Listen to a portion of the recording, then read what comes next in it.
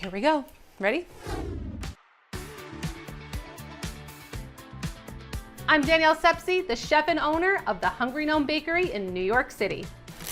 The crunch of the potato chips. Now that's gonna be a fudgy brownie. Give me a muffin pillow at night, I'll sleep like a baby. I know the secrets to making the most delicious and decadent bakes ever. When do you stop? You could just do this all day. Look at that.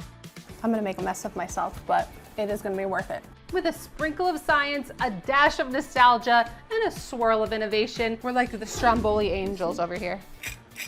That's some ASMR for you. The moment of truth. I'm showing you how to make your bakes perfectly my baby's gonna be doing backflips in a minute, single time. Is it a proper Long Island crumb cake, you think? No, better. No. Oh, you know who would love this recipe? You, your mom, your grandma, your kid. This seriously is the best bake ever.